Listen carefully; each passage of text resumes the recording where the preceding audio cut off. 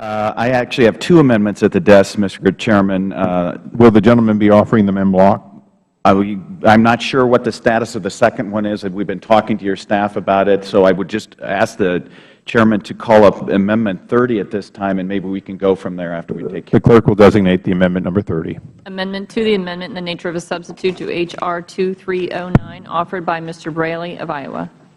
Before the gentleman is recognized, it is clear that we will not be able to conclude prior to the speech on the House floor. So we will go right until 4 o'clock. We will come back immediately following the speech, and at that point we expect, with the relatively limited amendments left, that we will the roll votes will be voted very shortly after return, and then the final two bills. So we would ask everyone to come back immediately following the speech, and that would put us out of here about 15 to 20 minutes after that.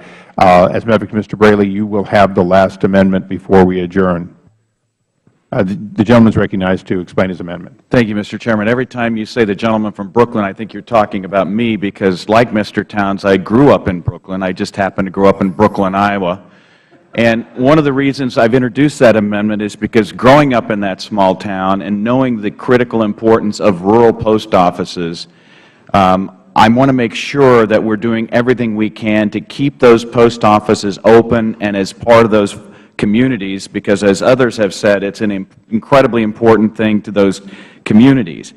My amendment strikes the BRAC-style commission that would close thousands of post offices across the country and strike the language that would also close nearly every rural and small-town post office. The simple truth about this bill is that it would result in the closure of almost every small-town and rural post office in America. It would weaken mail delivery to rural areas and lay off thousands of post office employees. These post offices provide good-paying jobs. They ensure that the mail is delivered quickly. They are great meeting places, and they support local businesses, and my constituents in the 1st District of Iowa rely heavily on them for their livelihoods.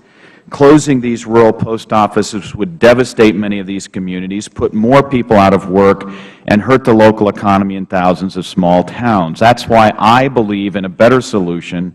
Let's solve the post office's financial problems by passing the Lynch plan, and then I urge my colleagues to support this amendment. It would do several things.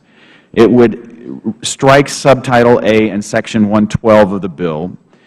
Right now, according to the PRC, maintaining all small and rural post offices costs 0.7% of the total operating budget of the USPS. And Subtitle A mandates a 10-year savings of $8 billion, so to reach that total, virtually every small and rural post office would have to close. Subtitle A fails to account for the U.S. Postal Service with facility closures, and as a result, this will have a disproportionately adverse effect on rural communities. And that's why I urge my colleagues to support my amendment, and I yield. Would the gentleman yield? I will. I know the gentlelady from New York intends to speak on this because she's worked hard on a similar concern.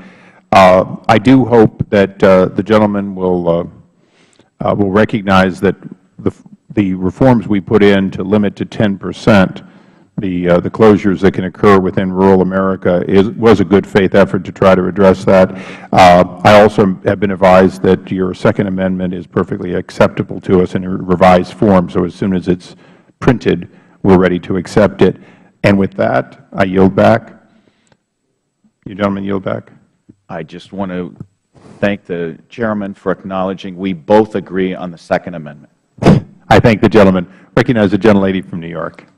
Thank you, Mr. Chairman. I just want to reiterate our amendment this morning was specifically introduced to protect the rural post office, and so there would not be an inordinate number of those closed, understanding that it would impose such a difficulty for folks who live in rural areas, and it was a consideration of that.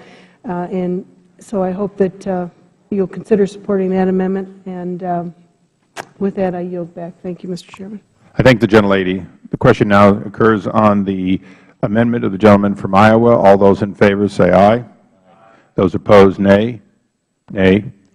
In the opinion of the Chair, the nays have it. The nays have it. The amendment is not agreed to. Mr. Chairman. You'd like a vote? Please, sir. Okay. It will be postponed. And with that, the gentleman is recognized for his second amendment. That's the 032. I do have it. Amendment to the amendment in the nature of a substitute to H.R. 2309, offered by Mr. Braley of Iowa, but I have the only copy. So, Don't I have? I have a second copy. okay. The gentleman is recognized to explain his amendment while they're circulating. I thank the Chairman, and just very briefly would indicate that one of the things everyone is concerned about is the impact on the unemployment rate that closing post offices will have.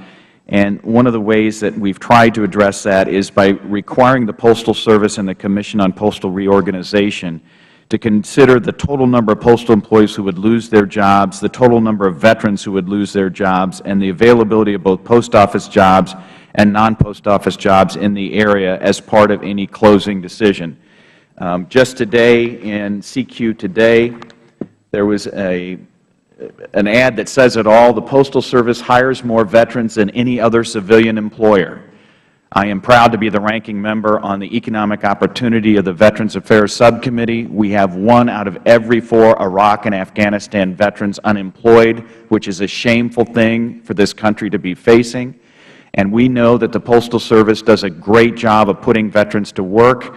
We know that every veteran who completes the Transition Assistance Program for service members, 45% of those veterans get a government job, many of them in the Postal Services, and that's why I am pleased that the Chairman has agreed to work with me in accepting this. Would the gentleman yield? I would.